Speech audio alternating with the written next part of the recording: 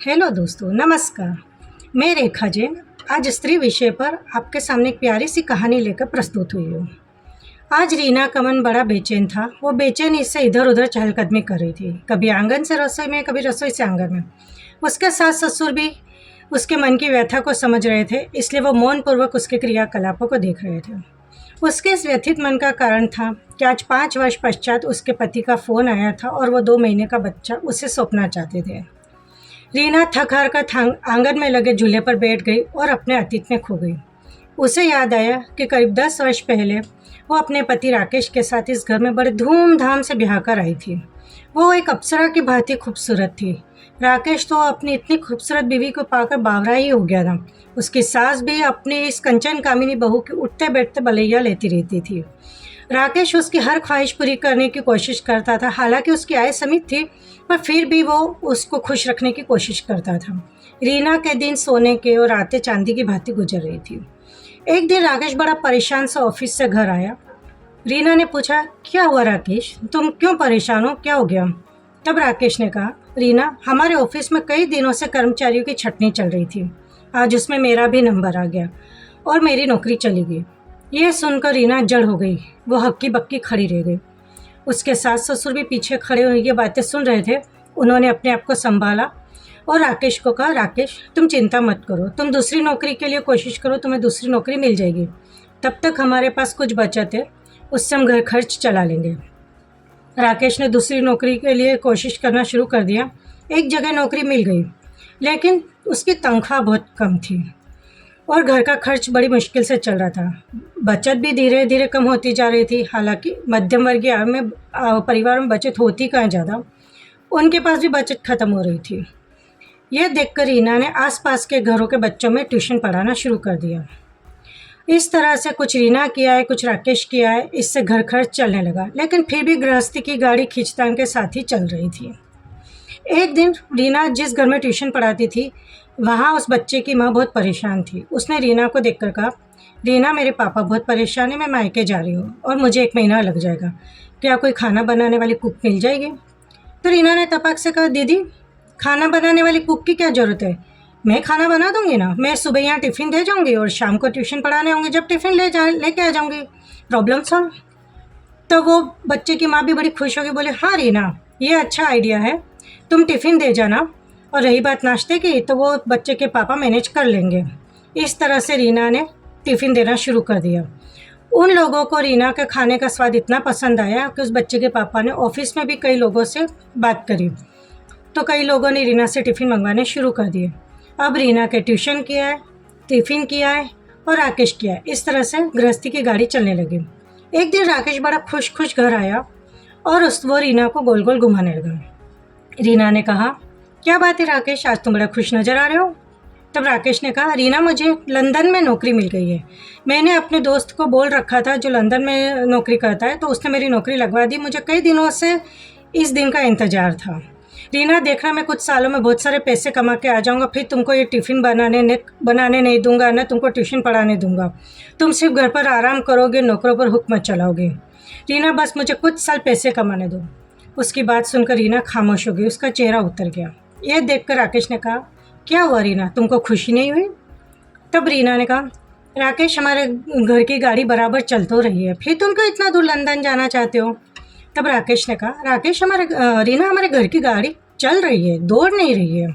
आज भी मुझे लगता है जब हम बाजार जाते हैं और कोई महंगी साड़ी तुमको पसंद आ जाती है तो तुम उसका प्राइस टैग देख कर रख देती हो, और मुझे अपने आप में ऐसा लगता है कि मैं कितना नाकारा हूँ कि अपनी बीवी की एक छोटी सी ख्वाहिश भी पूरी नहीं कर सकता। रीना, प्लीज़ मुझे जाने दो। हमें वादा करता हूँ कि हम वापस आऊँगा तो हम हमारा परिवार बढ़ाएंगे। मैं चाहता हूँ कि हमारे बच्चे अच्छी स्कूलों में पढ़े, सारे ऐशो आराम उनको मिले, वो हमारी तरह मुफलिसी में ज़िंदगी नहीं गुजारे। प्लीज़ रीना, मुझे जाने दो। उसने अपने माता पिता से भी निवेदन किया। उसकी जिद देखकर सबने उसको जाने की परमिशन दे दी और आखिरकार राकेश लंदन उड़ गया, 7 समंदर पार चला गया। इधर रीना ने अपने आप को टिफ़िन के कार में पूरी तरह से झोंक दिया। वो टिफ़िन भी बनाती, ट्यूशन भी पढ़ाती। राकेश बराबर फ़ोन करता, हर 3-4 दिन में फ़ोन करता, पैसे भी बराबर भेजता था। लेकिन धीरे धीरे उसके फ़ोन का अंतराल बढ़ता गया। दिनों से 1 हफ्ता हो गया, हफ्ते से 2 हफ्ते, और 2 हफ्तों से महीनों हो गए। इसी तरह पैसों का अंतराल भी बढ़ गया। कभी कभी रीना राकेश को फ़ोन कर लेती तो राकेश तुरंत ही कहता, रीना अभी मैं बहुत बिजी हूँ, थोड़ी देर बाद फ़ोन करता हूँ। और राकेश का वो बात कभी आता ही नहीं। एक दिन अचानक ही रीना के पास पोस्ट से कुछ डॉक्यूमेंट्स है। रीना ने खोलकर देखा तो राकेश ने उसे तलाक के पेपर्स भेजे थे। यह देखकर रीना गश खाकर गिर पड़ी। राकेश के माता पिता भी सिर पर हाथ रखकर बैठ गए। तभी रीना के फ़ोन पर राकेश का फ़ोन आया। राकेश ने कहा, आई होप रीना तुम्हें तलाक के पेपर्स मिल गए होंगे। वो क्या है ना रीना, यहाँ एक मीनाक्षी नाम की लड़की से मेरी मुलाकात हुई। वो यहीं पर पैदा हुई है, यहीं पर पली बड़ी है और मुझे उससे प्यार हो गया तो मैं उससे शादी करना चाहता हूँ। उससे शादी करूँगा तो मुझे यहाँ की नागरिकता भी मिल जाएगी। रीना तुम बस तलाक के पेपर्स पे साइन कर दो। तुम चाहो तुम अपने मायके भी जा सकती हो, तुम चाहो तो दूसरी शादी भी कर सकती हो। जब तक तुम दूसरी शादी नहीं कर लोगी तुम खर्चे की चिंता मत करना, मैं तुम्हें हर महीने खर्चे दूंगा। तुम्हें पैसों की कोई कमी नहीं होगी, हर महीने तुमको खर्च के पैसे भेजूंगा। और शादी के बाद मैं अपने माँ बाबू को लंदन साथ में ले आऊँगा। तुम उस घर में भी आराम से रह सकती हो, मैं वो घर में तुमसे कभी नहीं लूँगा, ना तुमको पैसों की कोई तकलीफ होने दूंगा। बस तुम खाली तलाक के पेपर्स पे साइन कर दो। रीना ने बिना कोई शिकवा शिकायत किए बोला ठीक है और तलाक के पेपर पर साइन कर दिए। हालांकि उसका दिल बहुत जार जार रो रहा था। वो शिकायत करना चाहती थी, राकेश क्या हुआ तुम्हारे वादों का, जो तुम बोले थे कि मैं बहुत सारे पैसे कमा कर वापस आऊँगा, हम हमारा परिवार बढ़ाएंगे। मुझे इतने सपने दिखाए थे कि तुम नौकरों पर हुक्म चलाओगे। उस प्यार का क्या हुआ जो तुम मुझे इतना प्यार करके बोलते थे कि दुनिया की सबसे खूबसूरत लड़की मेरी बीवी है, और आज तुमको कोई दूसरा पसंद आ गया। लेकिन उसने बिना कोई शिकवा शिकायत के तलाक के पेपर साइन कर दिए, क्योंकि वो शिकायत करके राकेश के सामने अपने आप को कमज़ोर साबित नहीं करना चाहती थी। राकेश के माता पिता अपने आप को रीना का मुजरिम समझते थे। उन्हें लगता था कि उनके ही संस्कारों में कोई कमी रह गई है कि उसने रीना के साथ ऐसा व्यवहार किया और उसकी ज़िंदगी बर्बाद कर दी। उन्होंने रीना से कहा कि तुम चाहो तो मायके चली जाओ, चाहे दूसरी शादी कर लो। रीना ने दोनों चीज़ों से मना कर दिया। बोला, मैं मायके जाकर क्या करूँगी, वहाँ मेरे माँ बाबू जी तो है नहीं, वो गुजर चुके हैं। भाई भाभी हैं लेकिन उनकी भी अपनी गृहस्थी है, और मैं दूसरी शादी नहीं करना चाहती क्योंकि अब शादी ब्याह के संबंधों पर मेरा जरा भी विश्वास नहीं रहा। माँ बाबूजी मैं यहीं पर आपकी बेटी बनकर रहना चाहती हूँ, अब आपकी बहू नहीं बेटी बनकर रहना चाहती हूँ, क्योंकि राकेश तो चला गया, मैं भी चली जाऊँगी तो आपकी देखभाल कौन करेगा, आप अकेले हो जाएंगे। प्लीज़ मुझे यहीं रहने दीजिए, अपनी सेवा करने दीजिए। तब राकेश के माँ बाबूजी ने आशीर्वाद भरा हाथ उसके ऊपर रख दिया। अब राकेश के माता पिता और रीना ये तीनों उस घर में रहने लगे। खामोशी से अपना काम करते रहे। रीना ने पूरी तरह से टिफ़िन बनाने के व्यवसाय में अपने आप को झोंक दिया और उसकी मेहनत रंग लाई। उसका टिफ़िन सेंटर अब धीरे धीरे एक शानदार रेस्टोरेंट में बदल गया। वो अब एक सफल महिला बन चुकी थी। अब उन तीनों की ज़िंदगी शांतिपूर्वक गुजर रही थी, लेकिन उस शांति के बीच में एक हलचल मच गई जब राकेश ने फ़ोन किया। राकेश ने 5 साल बाद फ़ोन किया और रीना को कहा, रीना मैं तुम्हारा बहुत बड़ा गुनहगार हूँ। मैंने तुम्हारी ज़िंदगी को बीच मझधार में छोड़ दिया, तुम्हें धोखा दे दिया। तुम्हारे साथ 7 फेरों के साथ 7 वचन भी दिए थे, लेकिन मैंने एक वचन भी पूरा नहीं किया।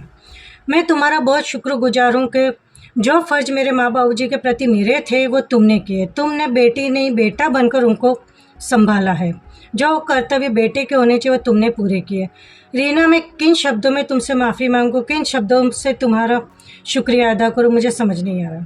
तब रीना ने कुछ नहीं कहा, सिर्फ इतना कहा, बोलो राकेश इतने सालों बाद क्यों तुमने मुझे फ़ोन किया। तब राकेश कुछ पल खामोश रहा और फिर बोला, रीना मीनाक्षी हमारे बच्चे को जन्म देते हुए गुजर गई। डिलीवरी के टाइम उसका देहांत हो गया। अब मैं इतने छोटे से बच्चे को पालने में असमर्थ हूँ। हमारा 2 महीने का बच्चा है।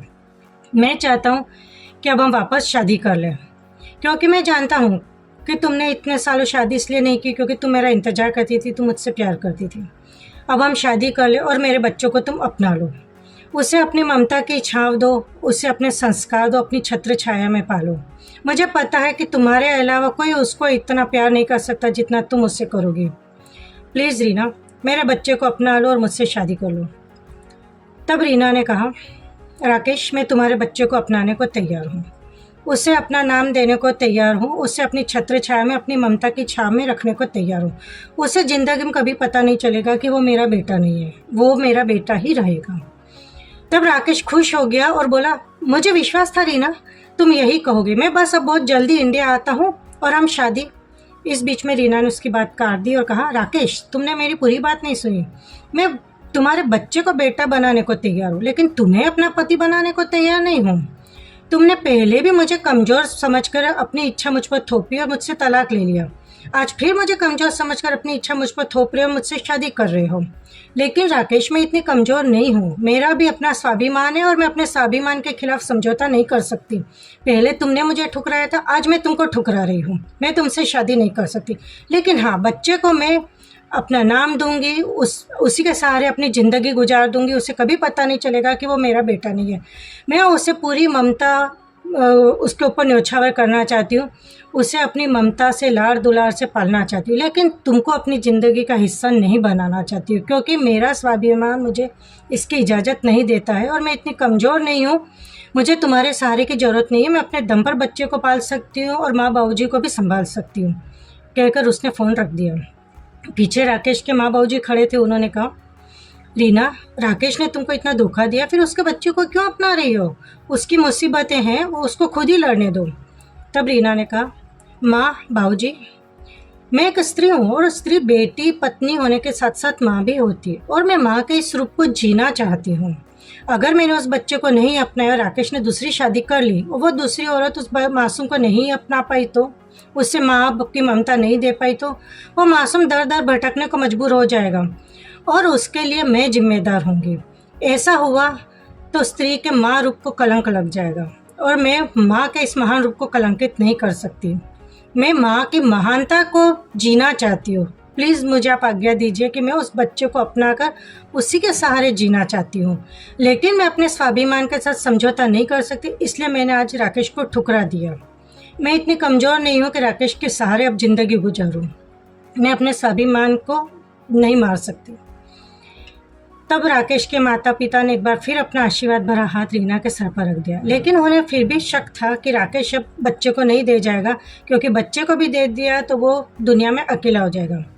लेकिन उनकी आशा के विपरीत एक दिन राकेश आया, रीना की गोद में अपना बच्चा दे गया और थके हुए कदमों से वापस चला गया। रीना ने अपनी आंसू भरी आंखों से उस बच्चे को अपने सीने में भींच लिया और लाड़ दुलार करने लगी। आज रीना ने फिर एक बार साबित कर दिया कि स्त्री कमज़ोर नहीं है, वो माँ के रूप में महान है, बेटी के रूप में समर्पित भाव से जिंदा रहती है। माँ बनकर वो एक मजबूत महिला बन जाती है, संघर्ष की मिसाल बन जाती है। स्त्री को कभी किसी के सहारे की ज़रूरत नहीं होती है, वो अपने आप में ही महान है, वो कभी कमज़ोर नहीं है। धन्यवाद।